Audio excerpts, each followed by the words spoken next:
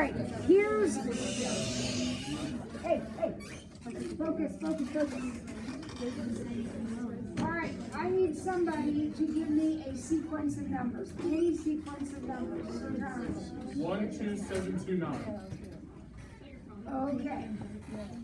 Now that is kind of a random set of numbers. Perfectly okay, I didn't specify. Would somebody give me a set of numbers that has some kind of pattern to it? Is he? 2, 4, 6, 8.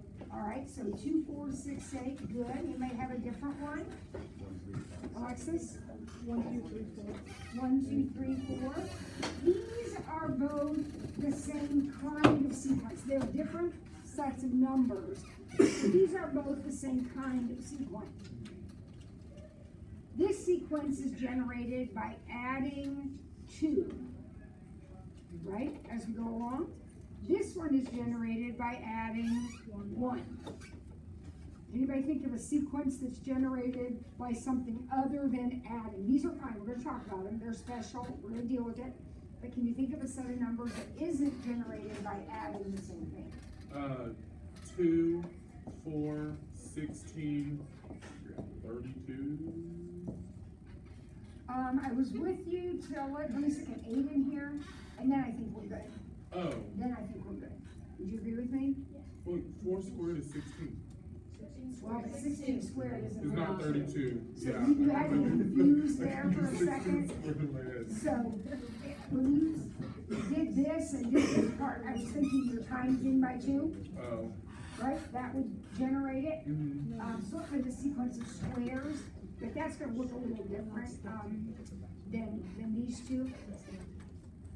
What we have on the board right here, not this one up here, but these right here are probably the two main kind of sequences, that we study. These are called arithmetic sequences. Arithmetic sequences, in arithmetic sequences, you get from term to term by adding the same number. So we said this was plus 2, so you can predict the next term is going to be 10, and so on and so on. Here, plus 1, so the next term is 5, and on and on and on. The number that you add, arithmetic means you are adding the same number over and over and over again. That number is called the common difference. Because if you do 4 minus 2 and 6 minus 4 and 8 minus 6, that's all the same. It's the same difference. The common difference here would be 1. This sequence, in which we are getting from term to term by multiplying by the same number, is called a geometric sequence. And the number that we multiply by, we keep multiplying by the same number. That's the key. If you're going to be arithmetic, you keep adding the same number. If you're going to be geometric, you keep multiplying by the same number. We can do other sequences, like he was talking about, first he times by 2, and then he times by 4, and then he times by something, I don't know what. We could do that, but it's not arithmetic or geometric. And there are no formulas for that. There's formulas for these kind that we're going to look at. That number that we keep multiplying by is called the common ratio. Because 4 over 2, 8 over 4, 16 over 8 are all the same. The ratio of those pairs of numbers is the same. It's common ratio. All right? Now, the formula for arithmetic, I think I left space on there for you right now. Yeah, the formula for an arithmetic sequence is this. Now, go ahead and write this down, and then we're going to talk about what all the letters mean. It isn't tricky at all. It looks weird because of all the letters and numbers and things. But this is your formula for an arithmetic sequence. So any sequence that gets from term to term by doing this, you can use that formula for. A represents the term. So this is the first term. A sub 1 is the first term. A sub n is the nth term, or often we think of it as the last term. So if we were finding a sub 100, we would write our sequence out to the 100th term. That would be the last term in that list. D, you guessed it, is the common difference. So for this sequence, D would be 2. And n is the number of terms. So if you were going to find a sub 100, n would be 100. It's the number of terms that you're considering in your problem. So let's look at number 1a. Let's look at number 1a. Consider that sequence. 3, 7, 11, 15. Okay, consider that. Is it arithmetic? Yes. With a common difference of 4. If it's arithmetic, that formula will work. So if we are to build an explicit formula, this is called an explicit formula. I'll tell you why it's called that in a minute. We're going to build a formula for this sequence. It will be 3 plus 4 times n minus 1, or 3 plus 4n minus 4, or 4n minus 1. There is your explicit formula. Now, explicit means very clear right there. No confusion at all. If we want, and here's the sequence, if for some reason you wanted the 100th term of the sequence, 100th term, add 4, add 4, add 4. If you wanted the 100th term, all you'd have to do, see how that says a sub 100?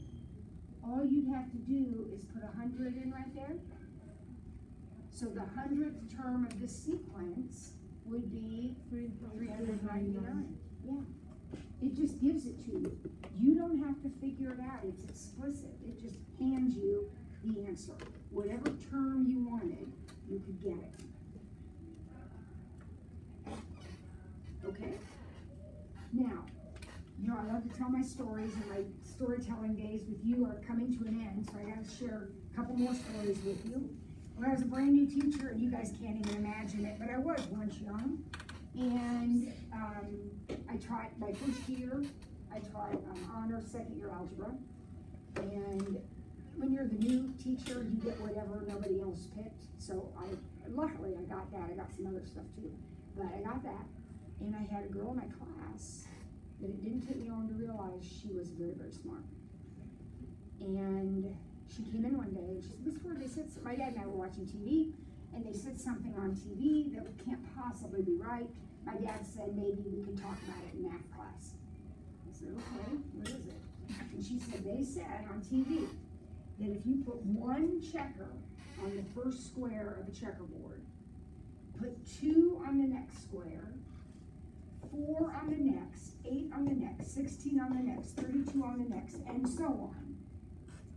By the time you got to the last square, you'd have enough checkers to reach the nearest star. She said, there's only 64 squares on the checkerboard. The nearest star is the sun, and that's 93 million miles away. There's no way that this is true. Well, actually, prepare to be wowed. What kind of a sequence is this? Times 2. Well, which makes it it's geometric. Now, this formula, I erased it, but this formula isn't going to work with this problem. I need another formula, right?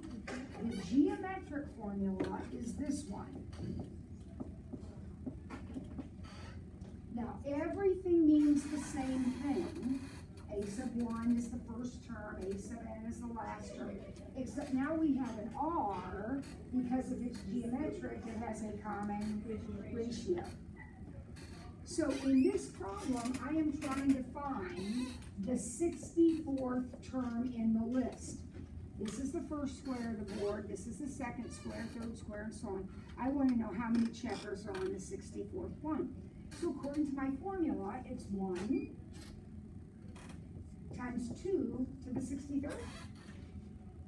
Okay, just for fun, let's type in 2 to the 63rd. And that's how many checkers are on the last square of the checkerboard. It's a lot. So let's suppose that an inch of checkers is maybe 3, just for the sake of argument, 3 checkers stacked on top of each other. So let's divide by 3. And then that number is how many inches we piled up. So let's divide by 12. That's how many feet. Divided by 5,280. That's how many miles of checkers we have. And kids, it's 4.85 times 10 to the 13. The sun is times 10 to the 7th. So this is almost to the sun squared. Not double, squared, almost. Isn't that amazing? Amazing. Unbelievable. Geometric sequences grow or shrink, depending on which way they're going, very, very fast. One more story, I promised you 2. The same year, first year teacher, 22 years old, straight from the country. Yep, grew up out on a farm, went to a little country school, 58 kids in my class, 40 of which went all 12 grades together. I mean, we were a little group. So I moved to the big city, come to this big city school, 600 kids at the time. For me, that was huge. There weren't 600 kids in all 12 grades where I went to school. So yeah, 600 kids just in high school. Shoot. I'm brand new. They throw me to the wolves. I'm still friends with many of these kids. Run into them all, well, they're grown-ups now, but run into them all the time. Just texted with them the other day. But I'll tell you what, first year algebra, back then we called it general. It's like CP, first year algebra. And back then there was no summer school. So if you failed, you took it again the next year. Okay? So I had in this first year algebra class, there were over 30 of them. First year, I brand new. Imagine this. Imagine the youngest teacher you know being thrown in with 30-some kids, freshmen, mostly freshmen, some sophomores, a couple of juniors, and a senior, all together in this one class, Algebra 1. He is alive. I cried every day. No, it's true. I did not know how I was going to make it. Well, I started as the year went on, I was getting wiser.